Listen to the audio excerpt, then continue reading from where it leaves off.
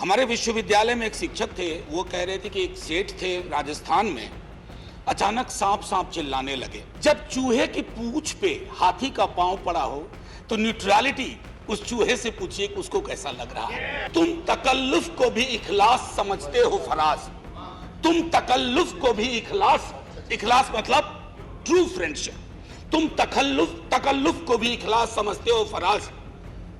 दोस्त होता नहीं है हर कोई हाथ मिलाने वाला। Professor Manoj Kumar Jha 9 minutes. जी सर, वाकिफ हूं। शुक्रिया सर, बिल्कुल शुक्रिया सभापति महोदय। एक छोटी कहानी से शुरू करना चाहता हूं। हमारे विश्वविद्यालय में एक शिक्षक थे, वो कह रहे थे कि एक सेठ थे राजस्थान में, अचानक सांप सांप चिल्लाने लगे। तो लोग आए, बोले क्या हुआ? बोला देखो सांप अभी पेट पर से चल के चला गया। बोले काटा तो नहीं ना? बोला नहीं काटा नहीं, रास्ता देख गया है। So when I rise today, Professor, this is my court. Everyone in the house knows. Note of your university. sir, ये तो मैंने कहा है. sir, Go ahead. sir, I would want all of you to give me uninterrupted time. I'll not speak anything which is going to prick you or disturb your rhythm. What I wanted to say, sir, असल में कई वर्ष पूर्व भी देखा इस देश में, आज भी देख रहे हैं। जब बहुत बड़ी सत्ता आती है ना, तो कई ख्यालात आते हैं। कुछ अच्छे होते हैं और कुछ लगता है जिसको हम कहते हैं लोएस्ट हैंगिंग फ्रूट। मैं और मेरी सीनियर कलीग जया जी, हम लोग बात कर रहे थे, इतने पावर का करोगे क्या? कम है क्या? इतने राज्यों में सरकार है, केंद्र में सरकार है, 303 का बहुमत है। उसके बावजूद अगर किसी निर्वाचित सरकार को लेकर के ये आपकी प्रणाली हो, कार्य प्रणाली हो, जहां की सुप्रीम को 11 मई को सुप्रीम कोर्ट का ऑब्जर्वेशन हुआ, मेरे कई कलीग कह चुके हैं। संभवतः हमारी सरकार ने सोचा होगा कि वेकेशन में जाने से पूर्व उनको कुछ ऐसा पकड़ा दो कि अवकाश में भी वो सोचते रहे इसके बारे में। तो उन्होंने 19 मई को ये ऑर्डिनेंस लेकर के आए। तो अब जजों का काम था कि इस पर लगातार सोचते रहे। सर, इससे पहले कि मोटा मोटी कुछ बिंदु पे मैं आऊं, मेरे कुछ साथी वो जिन्होंने लोकसभा में वोट किया है, most likely they will do the same here. हालांकि लोकसभा के बारे में मैं जिक्र नहीं करना चाहता था, माननीय सभापति महोदय, डाइवर्सिटी शब्द का आप बहुत जिक्र करते हैं, हम सब उसमें रिजॉइस करते हैं, हमारी प्राइड है वो। लेकिन एक मंत्री महोदया डाइवर्सिटी बोलते बोलते बोल गई कि इंडिया इज कॉम्प्लिकेटेड। सर, बचपन से लेकर आज तक इंडिया कॉम्प्लिकेटेड नहीं लगा कभी। ये रिकॉर्ड में है पार्लियामेंट के, इसलिए मेरी चिंता है। इंडिया कॉम्प्लिकेटेड नहीं है सर, बड़ा सहज स्वभाव है इंडिया का, महासागर वाला है सर, सब कुछ समा जाता है, मजहब हो, धर्म हो, जाति हो, कौम हो, कोई हो। लेकिन इसको जब तालाब बनाने की आप कोशिश करते हैं तो महासागर तालाब नहीं बनना चाहता। सब फॉर ऑल दोज फ्रेंड्स, बड़ी अच्छी अच्छी बात कही, equi distance. Sir, equi distance का मतलब होता है न्यूट्रलिटी। जब चूहे की पूंछ पे हाथी का पांव पड़ा हो तो न्यूट्रलिटी उस चूहे से पूछिए कि उसको कैसा लग रहा है। तो मैं समझता हूं, इसलिए सर एक शेर अर्ज किया है, आज बड़े शेर पढ़े गए हैं, सुधांशु जी ने पढ़ा, तो मैं भी एक अर्ज करता हूं सर। ये पड़ोस के मुल्क से आया है।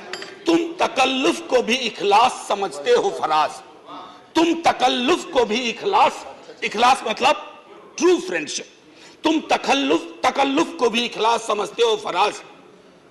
दोस्त होता नहीं है हर कोई हाथ मिलाने वाला, आपकी पेशे नजर है जी। तो मैं ये कहना चाह रहा था sir, at a historical juncture एक चीज और मुझे बड़ी अच्छी लगी। उस दिन हमारे माननीय गृह मंत्री जी ने जवाहरलाल नेहरू जी को कोट किया। एक पल को मुझको लगा कि शांति वन में अस्थियां कसमसा गई होंगी। ये हुआ क्या? ये हुआ क्या? फिर अंबेडकर साहब को भी कोट किया, राजा जी को कोट किया, उन्होंने कन्हैयालाल मानिकलाल मुंशी को कोट नहीं किया, एचवी कामत को कोट नहीं किया, जो शायद ज्यादा उनके पक्ष में तर्क आ जाता।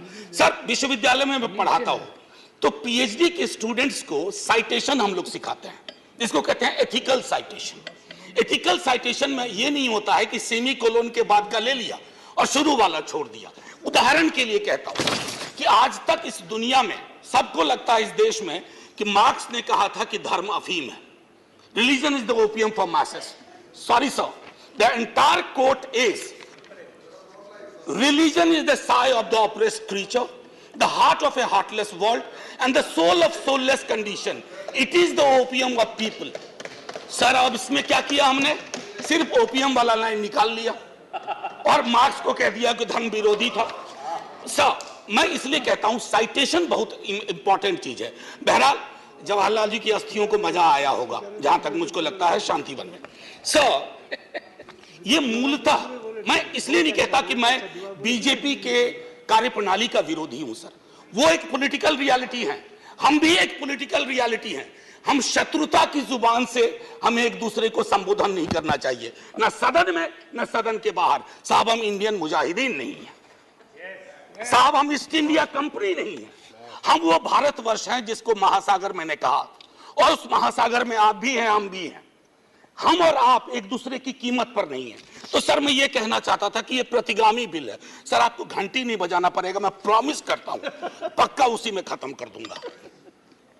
सर प्रतिगामी मैंने क्यों कहा? दुनिया देख रही है कि हम कितना प्रोग्रेसिव लेजिस्लेशन ला रहे हैं। सर ये मुझे जो चिंता इसमें ये हो रही है कि माननीय सर्वोच्च न्यायालय ने एक निर्णय दिया, सर कुछ सोच के दिया होगा ना। आप अक्सर कहते हैं कि नेहरू नहीं चाहते थे, अरे नेहरू 56 में नहीं चाहते थे, 67 वर्ष बीत गए हैं, हकीकत नहीं बदलती क्या? नेहरू के टाइम में हम सार्वजनिक क्षेत्रों में कितना ध्यान देते थे और आज हम बेचने पे ध्यान दे रहे हैं। ये फर्क आया है ना सर। चूंकि ये फर्क आया है तो हर हकीकत में फर्क होता है। 56 की दिल्ली और आज की दिल्ली वही नहीं है सर। सर मैं तो अरविंद केजरीवाल जी का बिल ही नहीं मानता हूं, दिल्ली गवर्नमेंट का बिल ही नहीं मानता हूं।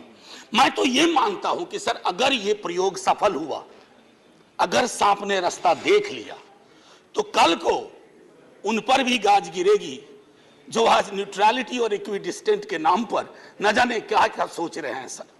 हम तब भी आपके साथ होंगे, ये तो गारंटी है सर, हमारे पास कोई विकल्प ही नहीं है। परेशान हताश लोगों के पक्ष में खड़ा होना।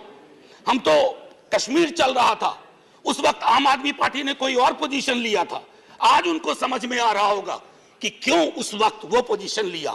और आज मैं ये कह रहा हूं कि कल को किसी राज्य के साथ होगा, हम आपके साथ होंगे। सर सेपरेशन ऑफ पावर को लेकर के मेरे कई कलीग कह चुके हैं, मैं कुछ नहीं कहना चाहता, बस एक 3 चीज कहूंगा सर। अगर ब्यूरोक्रेट्स मिनिस्टर को उत्तरदायी नहीं है सर, ये अराजकता को जन्म नहीं देगी क्या? मैं दिल्ली की जनता, अगर मैं दिल्ली सरकार हूं, मैं दिल्ली की जनता के लिए उत्तरदायी हूं। जैसे राघव कह रहे थे, अगर कोई विसंगति कहीं आती है, एलजी साहब के पास जाऊं सर, वो चुनाव जीते। हालांकि मैं जानता हूं इस देश में गवर्नर्स और लेफ्टिनेंट गवर्नर्स की भूमिका में विस्तार हो गया, अब तो वो राज्यों के नाम बदल दे रहे हैं। सर आपकी मुस्कुराहट इंगित कर रही है कुछ। मैं ये कहना चाह रहा था सर, और मैं समझता हूं कि ये बात मैं कह करके, और 239AA के बारे में जो बातें कही गई हैं मैं उसको दोहराना नहीं चाहता। सिर्फ मैं एक चीज पे आऊंगा, कोरम। सर ये कमाल का कोरम हुआ, 3 में से 2 होंगे। मुख्यमंत्री बेचारा चेयरमैन है, बहुत अच्छी बात कही उन्होंने, चेयरमैन विदाउट चेयर। मुख्यमंत्री चेयरमैन है, वो अगर 2 मिनट लेट भी पहुंचेंगे तो कोरम डिसाइड कर लेगा क्या करना है दिल्ली के लिए। Sir it is not quorum, it is actually an instrument to decimate the very idea of elected government. Sir sir घंटी मत हो जाइए, केशव राव जी की श्रेणी में 1.5-2 मिनट और ले लूंगा। सर एक सोल डिस्क्रिशन का मामला आया है, सोल डिस्क्रिशन, और ये मैं आग्रह करूंगा माननीय गृह मंत्री जी से, हमारी महामहिम राष्ट्रपति के लिए भी जो संदर्भ आते हैं ना, to aid and advice of the cabinet और द मिनिस्ट्री, सर उनका भी सोल डिस्क्रिशन नहीं होता है। ये तो एक तरह से मुझे सोललेस डिस्क्रिशन दिख रहा है, आत्मा विहीन डिस्क्रिशन। सर ये उसमें नहीं फिट बैठता है। सर एक और चीज, मैं अभी कल गूगल कर रहा था सर फेडरलिज्म पर, 2 बहुत महत्वपूर्ण कोट मिले इंटरेस्टिंग लोगों की, एक चंद्रबाबू नायडू जी का, एक नवीन पटनायक जी का। वो कोट मैं पढ़ना नहीं चाहता हूं, बस मैं बता देना चाहता हूं। आखिरी सर, ये पेशे नजर तमाम लोगों के जो कहते हैं, अपील करते हैं कि साहब मदद करो इस बिल पे। तो दुष्यंत जी कह के गए थे कि उनकी अपील है कि हम उनकी मदद करें। चाकू की पसलियों से गुजारिश तो देखिए सर, ये चाकू पसलियों से कह रही है हमारी मदद करो। सर ये आसान मामला नहीं है। जय हिंद सर, जय हिंद। करीम